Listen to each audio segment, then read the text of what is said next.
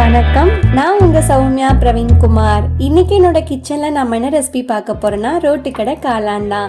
எல்லாரோட ஃபேவரட்டான ஒரு ஸ்ட்ரீட் ஃபுட் ரெசிபி. இதை வீட்லயே எப்படி பண்றதுன்னு பார்க்கலாம் வாங்க. ஒரு மிக்சிங் பவுல்ல 200 கிராம் அளவுள்ள ஒரு முட்டைகோஸை பொடி பொடியா கட் பண்ணி வச்சிருக்கேன். அதை சேர்த்திக்கலாம். இதுக்கு தேவையான அளவு உப்பு ஆட் பண்ணிக்கலாம். 1 டேபிள் ஸ்பூன் அளவுக்கு இஞ்சி பூண்டு விழுது சேர்த்திக்கலாம். 1/4 டீஸ்பூன் அளவுக்கு மஞ்சள் தூள் சேர்த்திக்கலாம். காரத்துக்கு 1 டீஸ்பூன் அளவுக்கு மிளகாய் தூள் சேர்த்திக்கலாம். கலருக்காக 1 டீஸ்பூன் அளவுக்கு காஷ்மீரி சில்லி பவுடர் சேர்த்திக்கலாம். 1/2 டீஸ்பூன் கரம் மசாலா சேர்த்திக்கலாம்.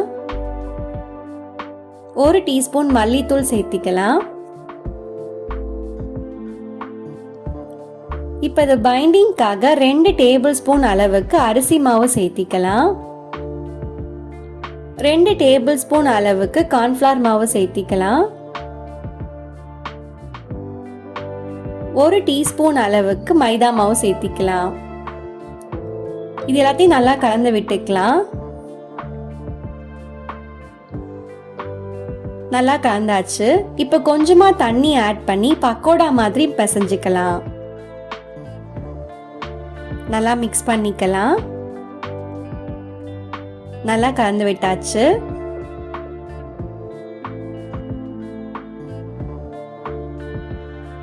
இந்த பேட்டர் ரெடி ஆயிடுச்சு.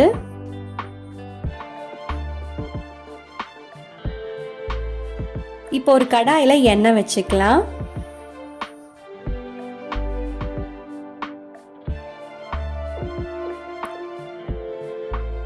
எண்ணெய் காஞ்சதுக்கு அப்புறமா நம்ம ரெடி பண்ணி வச்சிருக்க முட்டைகோஸை கொஞ்சம் கொஞ்சமா பிச்சு ஒரு பக்கோடா மாதிரி போட்டு பொரிச்சு எடுத்துக்கலாம்.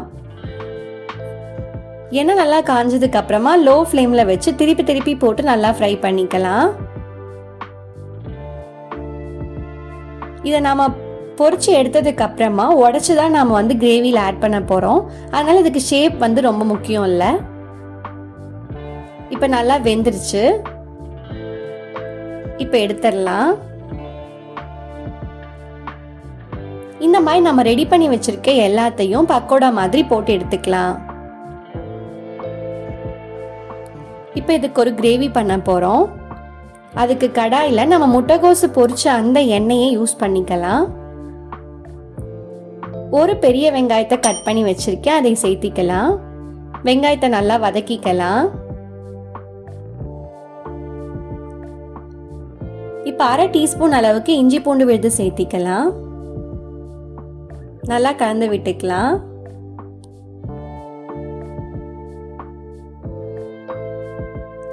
இப்ப 1/4 டீஸ்பூன் அளவுக்கு மிளகாய் தூள் சேர்த்திக்கலாம்.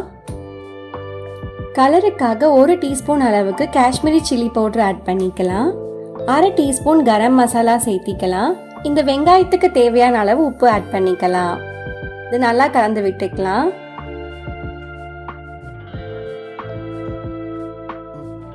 இதெல்லாம் நல்லா கலந்ததுக்கு அப்புறமா கொஞ்சமா தண்ணி ஆட் பண்ணிக்கலாம்.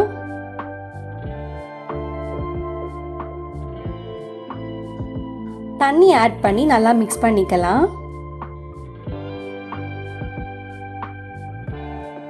நல்லா மிக்ஸ் ஆயாச்சு. இப்போ 2 டீஸ்பூன் அளவுக்கு டொமேட்டோ கெச்சப் ஆட் பண்ணிக்கலாம். ஒரு 1/4 டீஸ்பூன் அளவுக்கு சோயா சாஸ் ஆட் பண்ணிக்கலாம்.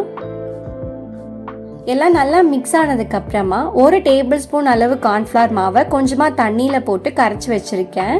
அதை இது கூட ஆட் பண்ணிக்கலாம். இதை ஆட் பண்ணதுமே நல்லா கெட்டி ஆகும்.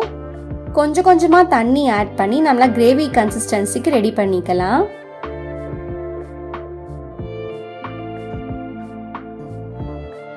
இன்னும் கெட்டியா இருக்கு. இன்னும் கொஞ்சம் கூட தண்ணி ஆட் பண்ணி நல்லா கலந்து விட்டுக்கலாம். இப்போ கரெக்டான கன்சிஸ்டன்சிக்கு வந்துருச்சு. இப்போ நம்ம ஃப்ரை பண்ணி வச்சிருக்க முட்டைகோஸ் ஆட் பண்ணி நல்லா மிக்ஸ் பண்ணிக்கலாம்.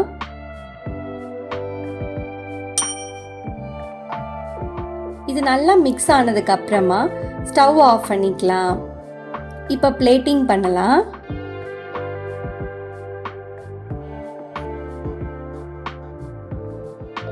அதுக்கு நம்ம ரெடி பண்ணி வச்சிருக்க கேபேஜ் மசாலாவை ஆட் பண்ணிக்கலாம். ஃபர்ஸ்ட்